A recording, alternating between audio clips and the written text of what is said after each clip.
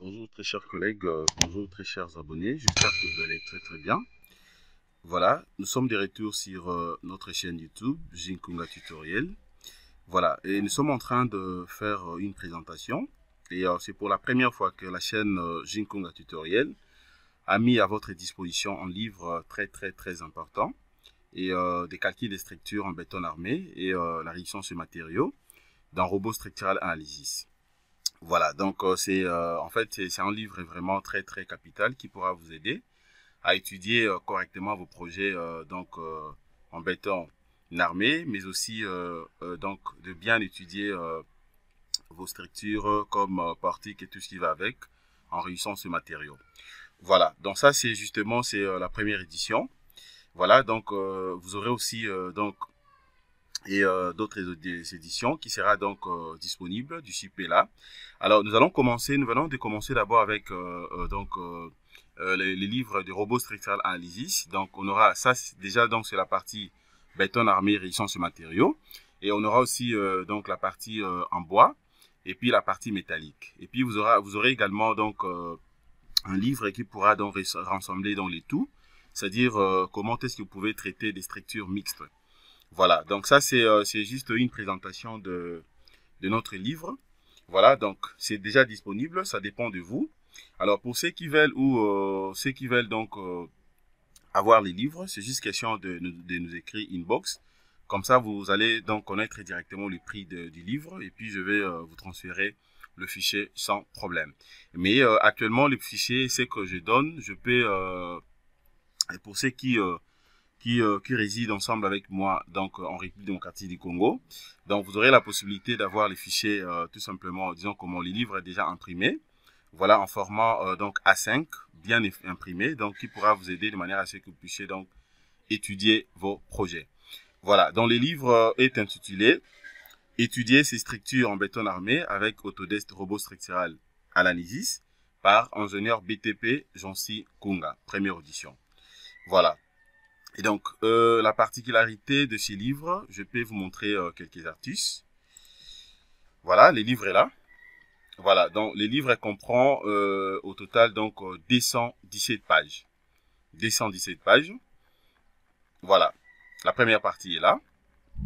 Voilà, donc justement, il y a un pensée d'un écrivain ou d'un génie, Pierre Deyang, et qui dit que l'importance de la pédagogie n'est pas d'apporter des révélations, mais de mettre sur la voie tout simplement ce que vous connaissez.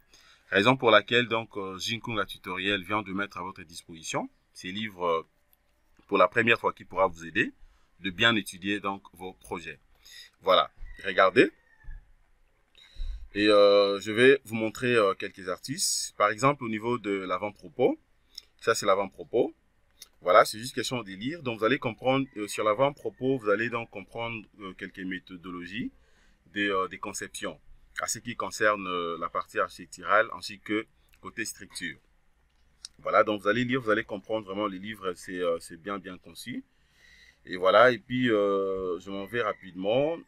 Ok, je m'en vais directement sur page 5. Voilà, table des matières. Vous avez, premièrement, il y a quelques épigraphes, dédicaces également, et puis l'avant-propos, comme je viens de le dire là. En fait, premier chapitre, ça concerne tout simplement le généralité. Donc, vous avez donc le généralité et la modélisation. Voilà, comme vous le savez très bien, lorsque vous ne maîtrisez pas la modélisation, en tout cas, ça sera un peu compliqué pour vous de bien étudier vos projets. Vous avez donc la généralité, le généralité en fait, et ainsi que la modélisation. Alors, dans notre chapitre numéro 1 ici, premier point, il y a donc la généralité sur le logiciel Robot Structural Analysis. Il faudrait d'abord comprendre le logiciel Robot Structural Analysis, c'est quoi en fait et ça vient d'où. Voilà, comme actuellement là, il y a déjà donc les logiciels Robot Structural Analysis Professionnel 2023. Et bien donc, ça va vous aider vraiment que vous puissiez comprendre quelques modalités en termes de différences. Deuxième point, vous avez donc la présentation du logiciel. Comment est-ce qu'on a présenté d'une manière professionnelle ce logiciel Robot Structural Analysis. Et puis, vous avez le 1.2, l'interface donc des préparations. Voilà, donc vous allez voir comment les logiciels, cette interface de préparation se présente. C'est très, très capital. Et puis, le deuxième point ici, vous allez voir donc l'interface utilisateur. À ne pas confondre l'interface de préparation et l'interface d'utilisateur. C'est-à-dire que vous pouvez peut-être ouvrir le logiciel Robot Structural Analysis. Tout au début là, ce que vous voyez dès que vous ouvrez, ce n'est pas donc l'interface d'utilisateur, mais c'est tout simplement l'interface de préparation. L'interface d'utilisateur, c'est-à-dire que vous êtes déjà dedans, vous êtes déjà donc à l'intérieur du logiciel. Pendant que vous êtes en train de, vous voulez donc insérer déjà vos lignes de construction afin de débuter la modélisation, c'est là où c'est ce qu'on appelle l'interface d'utilisation. Donc, à travers ces livres, vous aurez la possibilité de bien voir ça et vous allez comprendre à quoi ça ressemble. Alors, vous avez le point 3, la configuration du logiciel. C'est comme j'aime beaucoup plus le dire. Alors, pendant que je donne des formations, que ce soit le logiciel Robot Structural Analysis et tant d'autres logiciels que je poste sur la chaîne YouTube Jinkunga Tutoriel, j'ai souvent l'habitude de dire qu'avant de débuter un projet, vous êtes obligé d'abord d'utiliser ce qu'on appelle la configuration du logiciel. Il faudrait que vous puissiez d'abord bien configurer le logiciel pour ne pas avoir des problèmes lorsque vous allez débuter donc la modélisation. À travers ces livres, vous allez comprendre en fait comment faire donc la configuration du logiciel Robot Structural Professionnel donc sur Jinkunga Tutoriel. Voilà. Et puis vous avez donc le deuxième chapitre. Le deuxième chapitre, ce n'est que la modélisation des structures de type barre. Voilà, puisque nous le savons très bien que nous avons plusieurs types de modélisation. Voilà, mais ici vous aurez quand même une idée claire, c'est ce qu'on appelle la modélisation des structures de type barre. Voilà, donc c'est très très capital. Alors dans le chapitre 2, premier point, nous allons voir premièrement la configuration du projet ou de l'affaire en fait, puisque il faudrait que vous puissiez comprendre la configuration du projet ou de l'affaire c'est quoi. Et puis le deuxième point ici, on verra donc la configuration de la grille et de la règle. Voilà, ce sont donc en fait et comme des quadrillages d'un cahier quadrillé. Comment est-ce que ça fonctionne? C'est très très capital aussi. Et puis le point 3, le 2.3 ici, vous allez voir donc les notions ou la notion des lignes de construction. Voilà, puisque nous savons très bien que ce n'est pas dans Robot Structural Analysis, on n'a pas une seule type de ligne de construction, il y en a donc plusieurs. Il faudrait que vous puissiez comprendre ce qu'on appelle premièrement les coordonnées cartésiennes, c'est quoi, les coordonnées cylindriques, c'est quoi, ainsi que les lignes arbitraires. Voilà, c'est vraiment un livre très très important, prière de me contacter. Vous allez donc connaître premièrement les prix du livre, donc ce n'est pas trop coûteux. Et c'est vraiment à un prix raisonnable, de manière à ce que vous puissiez bien maîtriser donc comment étudier vos projets, dans tous vos projets donc de béton armé avec Jinkunga Tutoriel. Premièrement, vous allez voir les premiers points ici, le 2, 3, 1, et vous allez comprendre ce qu'on appelle les coordonnées cartésiennes. Les coordonnées cartésiennes, donc vous allez bien comprendre si ça sert à quoi. Et vous avez le point 2 ici, donc 3, 2. Je vais vous expliquer également ce qu'on appelle les coordonnées cylindriques. Voilà, donc déjà comme le terme le dit, les coordonnées cartésiennes, c'est-à-dire que là vous avez tout simplement des axes. Vous avez des axes verticaux ainsi que des axes horizontaux. Donc c'est-à-dire que ça forme un angle de 90 degrés. Mais lorsqu'on parle des coordonnées cylindriques, donc là vous voyez directement qu'il y a donc ce sont des cercles. Voilà, donc ce sont des projets à peu près. Et comme une poutre, vous dimensionnez par exemple une poutre courbe ou d'autres types de projets en forme dit donc cylindrique. Voilà, donc vous allez très bien comprendre ça sur les livres. Et puis vous avez ce qu'on appelle les livres dans les lignes arbitraires, les coordonnées des lignes arbitraires. Voilà, à travers ces livres, vous allez comprendre aussi si ça sert à quoi. Voilà, et puis vous avez le point 4 ici. Donc, vous allez voir la modélisation de barres. Comment peut-on utiliser la modélisation avec 2 barres? Donc, vous allez comprendre ça à travers ces livres. Voilà, le 4.1, il y a d'abord les profilés de barres. Qu'est-ce qu'on appelle profilés de barres? Vous allez très bien comprendre ça. Et puis, le point 2, ici, vous avez donc les structures paramétrées. Puisque vous le savez très bien que dans Robot Structural Analysis, il y a déjà des structures dorénavant paramétrées par le logiciel Autodesk. C'est-à-dire que si, par exemple, vous voulez dimensionner un portique et spatial ou un portique plan. Ça dépend des projets à laquelle vous êtes en train de travailler. Alors, c'est juste question de jeter un coup d'œil sur les structures déjà bien paramétrées. Si par contre, ces structures ressemblent avec la vôtre, c'est juste question de prendre ça et puis vous allez modifier tout simplement quelques éléments et puis vous allez calculer la structure sans problème. Voilà, les points 4 et 3, vous avez donc les appuis. Comme vous le saviez très bien, un ingénieur BTP ou un ingénieur du génie civil doit maîtriser ce qu'on appelle les appuis. Nous avons donc plusieurs types d'appuis.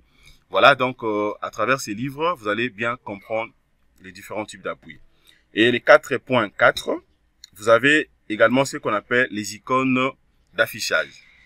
Les icônes d'affichage, donc c'est bien expliqué dans ces livres.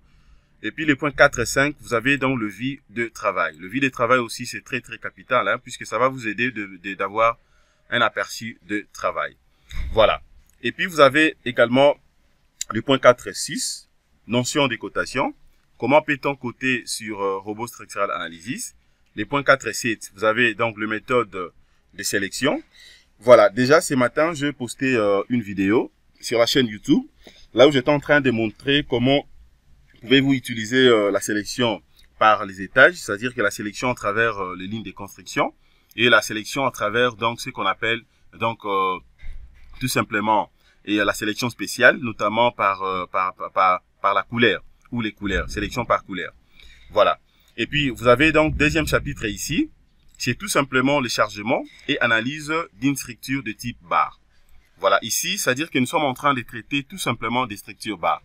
Comment charger et analyser des structures bar, des types bar. Voilà. Alors, le deuxième point, le premier point ici du chapitre 2, vous avez ce qu'on appelle les cas de charge. Comment peut-on introduire les cas de charge? Vous allez bien maîtriser ça. Le point 2.2, définition des charges. Comment peut-on donc définir les différents cas de charge afin de charger la structure? Par exemple, la charge permanente, vous avez donc la charge d'exploitation. Vous avez également d'autres types de charges. Et donc, ça dépend de vous. Voilà. Et puis le point 2.3, analyse de la structure. Comment peut-on analyser donc les structures? Voilà, donc c'est simple, vous allez vraiment bien maîtriser ça. Et puis vous avez le point 3.1. Ici maintenant, je vais vous parler tout simplement de résultats généraux. Comment analyser les résultats généraux? Voilà, donc vous allez bien maîtriser ça à travers ces livres. Et puis vous avez le point 2.3.1, détection des éléments le plus sollicités. Comme vous le savez très bien, un ingénieur dimensionne toujours dans le cas le plus défavorable. Ça vaut pas la peine un ingénieur lorsque vous êtes en train de calculer un projet, que vous chargez complètement la structure et que vous modélisez déjà et puis vous chargez, vous faites la combinaison. Avant de calculer d'abord les éléments structuraux, vous êtes obligé d'abord de détecter quels sont les éléments les plus sollicités afin de passer directement au dimensionnement. Voilà, donc à travers ces livres, vous allez bien maîtriser ça. Et puis le chapitre 3, troisième chapitre ici, maintenant, vous allez voir l'étude d'une poutre en béton armé. C'est-à-dire là, maintenant, nous quittons la résistance au matériau pour le béton armé. Étude d'une poutre en béton armé. Voilà. 2.3. Donc 3.1, le premier point des chapitres 3. Vous allez comprendre d'abord ce qu'on appelle la combinaison des charges. Qu'entendez-vous par combinaison de charges? Nous avons donc plusieurs types de combinaisons. À travers ces livres, vous allez très bien maîtriser ça. Le point 3.2, le ferraillage réel de la poutre. Voilà, vous allez bien maîtriser ça également. Et puis le point 2.1, éléments en béton armé. Qu'entendez-vous par éléments en béton armé? Vous allez bien suivre donc très bien le livre.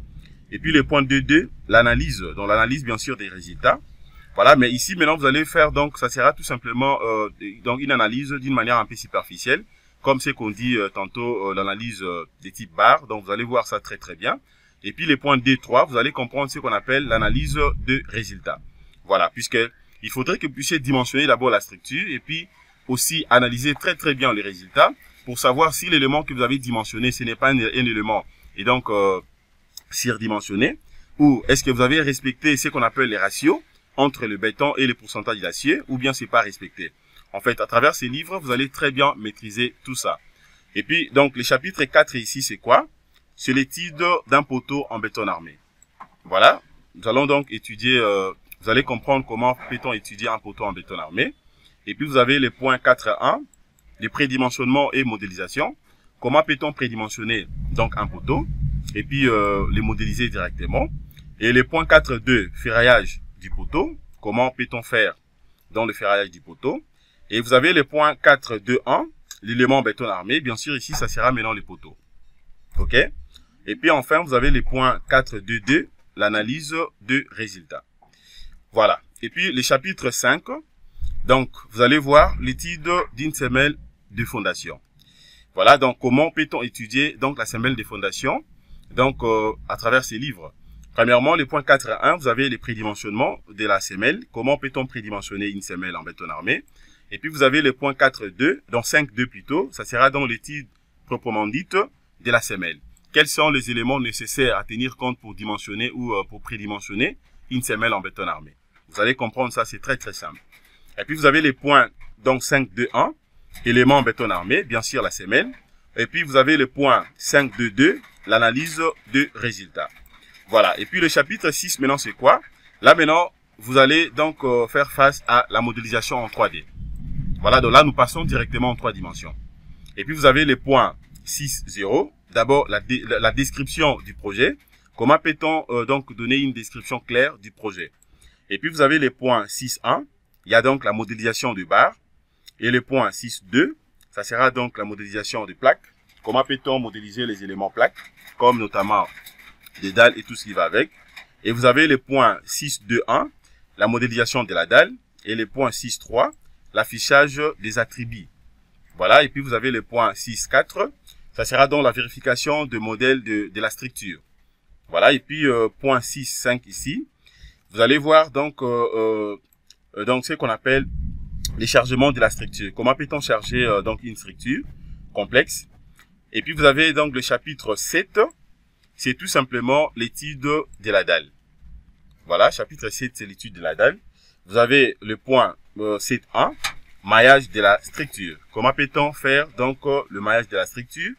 Vous avez le point 7.2, calcul et analyse de la structure. Comment peut-on le faire? Et vous avez le point 7.2.1, l'analyse graphique de la structure.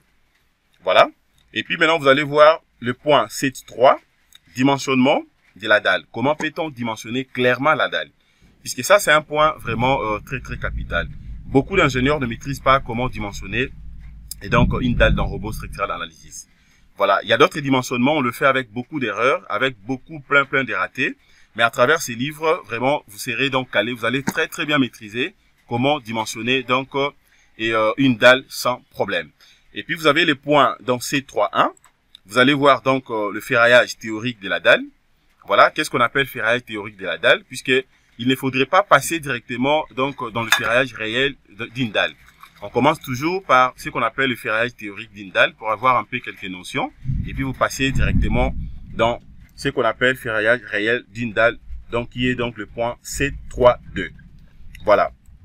Et puis il y a tout simplement quelques éléments à ce qui concerne notre bibliographie, et bien sélective à ce qui concerne quelques références que nous avons pu utiliser ici. Donc voilà ce que je m'aimerais vous présenter concernant donc ces livres de la chaîne Junkunga Tutoriel. Justement donc je vous prie de pouvoir vous en procurer, puisque c'est un livre qui pourra vous aider. Donc dès que vous achetez ces livres, sincèrement vous serez très très calé. Vous allez bien maîtriser d'abord les cours des calculs des structures, mais aussi avoir des notions sur la résistance sur matériaux. Et ce qui est beaucoup plus capital, vous serez calé à ce qui concerne le dimensionnement de vos projets. Donc voilà en fait la présentation que je voulais donc vous faire. J'espère que ça vous a plu. Alors si vous avez des suggestions, vous avez des préoccupations ou carrément vous voulez acheter directement le livre, prière de m'écrire inbox, je vais vous communiquer les prix et vous allez voir que ce n'est pas du tout coûteux. Voilà, merci de votre disponibilité. Passez une excellente soirée. Au revoir.